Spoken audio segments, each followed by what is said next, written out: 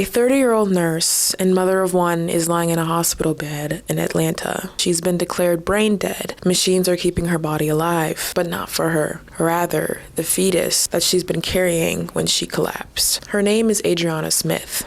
She was a mother to a 5-year-old boy. Over 3 months ago, she began experiencing severe headaches. She went to Northside Hospital in Atlanta, was given medication, and released. Since then, Adriana has been on life support at Emory University Hospital Midtown.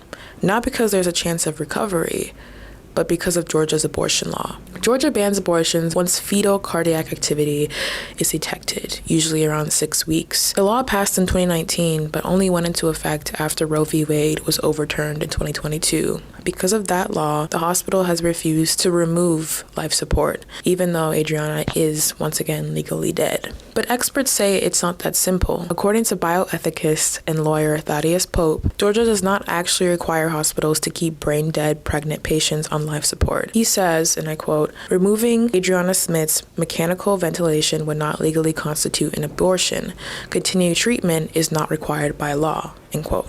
Still, the hospital's interpretation of the law has left Adriana's family in limbo, unable to grieve, unable to bury their daughter, and forced to watch her body kept alive for over 90 days. Monica Simpson, executive director of Sister Song, said, quote, "Her family deserved the right to have decision-making power over her medical care. Instead, they've endured over 90 days of re-traumatization, expensive medical costs, and the cruelty of being unable to resolve and move towards healing." So here's the bigger question. Who gets to decide what life is and when it ends? The pro-life movement focuses on preserving the life of the unborn. For many religious and cultural traditions, life is sacred, a gift. But for critics, this doesn't extend beyond birth. In the US, Black women already are 3 times more likely to die from pregnancy-related costs than white women. In Georgia, maternal care access is already limited and the outcomes are worse. While some believe carrying every pregnancy to term is morally right, the reality is a little bit more complicated. Women don't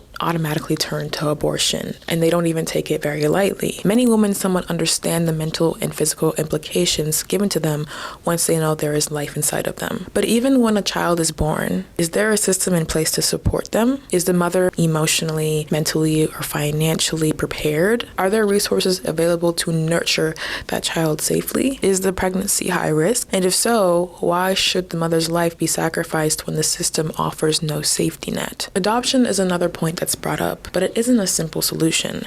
It's costly, emotionally taxing, and legally complex. When policies are made by people who don't even know the anatomy of the people they legislate over, what does that say about choice? If we claim that life is sacred, then we need to provide the resources to help those children grow, emotionally, mentally, and physically. If not, then the people who are giving birth should have the final say in what's best for their lives, their bodies, and their families. Because too often, the people who are born into this world are forced to survive in conditions that don't protect them. And the price can be in cycles of poverty, trauma, or worse, addiction, abuse, violence, or suicide. If we're gonna call it pro-life or pro-choice, the care can't end at the womb.